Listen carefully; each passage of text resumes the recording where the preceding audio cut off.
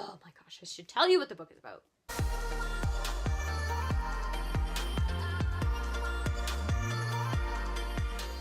Hello everybody, it's Kristen here. Welcome back to my channel. Today I'm going to be bringing you guys my February wrap up. I am filming this a bit into March, but it actually is all going to work out okay because in February I read one book, but I started another one and I finished it within the first week of March. So I'm actually going to include that book as well in this wrap up. So even though it's saying February wrap up, it is kind of, you know, leaking a bit into March, but that's okay because now I have two books to talk about instead of one. So without further ado, I'm just going to show you the book, tell you what I rated it, and then jump on over to telling you about the books. So the first book I read, or rather the first and only book I read in February, was Rebecca by Daphne du Maurier. I gave this book 3.5 out of 5 stars. And then the book that I started in February and finished in March was The Shining by Stephen King.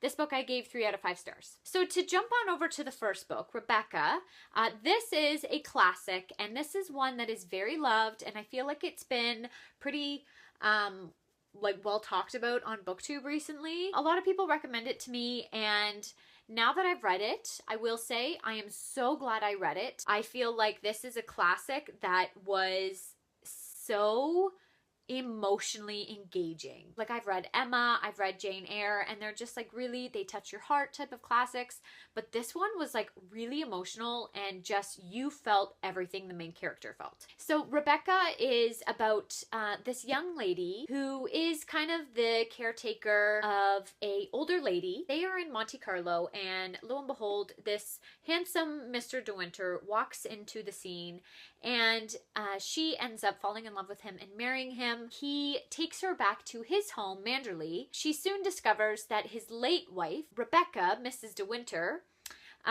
was very loved by people, and she lives with the ghost of Rebecca. She just can't seem to shake Rebecca's presence in her world. So this book was written really beautifully. I loved the writing. I loved how engaging it was, and the fight she would have and the thoughts she would have was so realistic. And so I really enjoyed that aspect of it. I struggled a little bit with the story. I just didn't think the story was as impactful or was as engaging as some people said. I thought it was going to be a little bit different. So maybe I'll sit on this one a little bit more and just see how I feel about it. But for now, I really enjoyed reading it, and I'm really glad I read this. I did this as a buddy read with Katie from Girl About Library and Ashley from Sparky Loves Books. We all really enjoyed reading this together. It actually was a great buddy read. There was so much to discuss. So yeah, I'm really glad I read this, finally read this classic, and now with my 2018 BookTube goals, I have completed reading a classic. And the next book I read was The Shining by Stephen King. I gave this book 3 out of 5 stars, as I said. This one was a little bit more disappointing than I thought. It is listed as horror, but it wasn't very horrifying for me. It was a really good thriller, but it wasn't very horrifying. Basically, this story follows this family, and they are struggling. The father is, or used to be, an alcoholic, and he lost his job. And now he has this job opportunity to go live in a hotel for the winter season, as the hotel is closed during that season.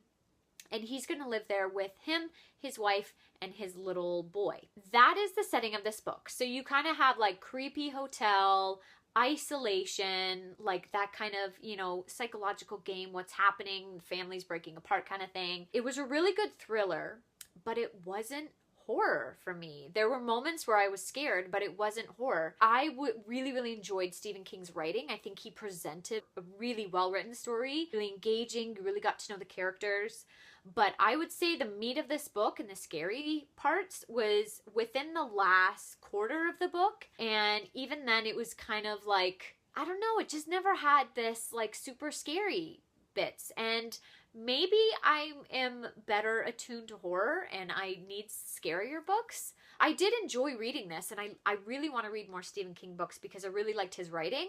There was a lot of backstory, and it really drew out characters. He writes masterpieces, but sometimes it's like, okay, it's listed as a horror. I wouldn't mind having some horror moments which makes me sound like a horrible person, but but yeah, that's my thoughts on it.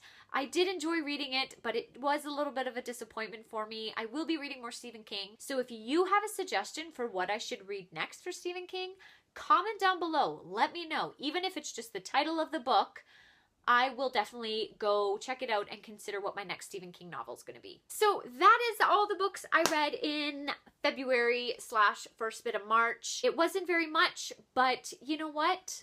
As long as I keep reading, I'm happy. I now have read 2 genres that were kind of I wanted to read in the year, horror and classics. So to me, that's a success. That is all I have for you guys. Give this video a big thumbs up, click subscribe if you haven't already, and I will see you all in my next video. Bye!